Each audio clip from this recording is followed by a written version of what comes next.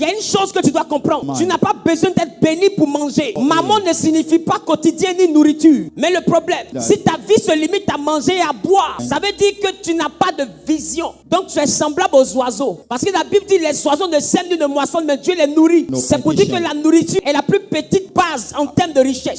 C'est même une dimension de richesse que même les animaux ont. Tu n'as pas besoin d'être un être humain pour manger. La preuve, beaucoup ici même ne travaillent pas, mais tu ne meurs pas de faim. Il y a des gens qui sont pauvres, qui dorment dans des cabanes, même qui ont été déguerpis, mais qui ne meurent pas de faim. Même si c'est un maïs, Dieu leur donne pour manger. Même si c'est du gari, mais ils mangent. Parce que le contrat entre Dieu et sa créature, c'est la nourriture. Ça, c'est la base. C'est la base. Mais toute créature logique voudra quitter la notion de manger et dormir pour monter dans la dimension de s'enrichir. La richesse commence au-delà de la nourriture. La richesse commence dans le fait d'avoir un endroit confortable où on dort, un moyen de déplacement correct, du vestimentaire correct, et ensuite des biens qui nous appartiennent. Et il y a une dimension de richesse, et il y a la dimension d'abondance. La richesse, c'est quand tu es encore équilibré. L'abondance, c'est lorsque tu es au-delà de ce qui est nécessaire. C'est-à-dire que normalement, tu as besoin de 3 millions pour vivre par mois, logiquement. Mais tu arrives à brasser 300, 400 millions. Là, tu es dans l'abondance. Parce que quand on retire ce dont tu as besoin, il te reste encore 297 millions.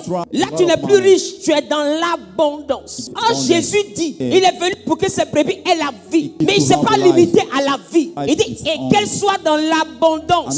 Donc la vie chrétienne ne vient pas seulement pour nous envoyer au ciel. Bien que la pauvreté ne puisse pas empêcher ton élévation spirituelle. La pauvreté n'empêchera jamais ton salut. Mais il faut comprendre aussi cette autre dimension du sacrifice christique. Cette dimension qui envoie l'abondance.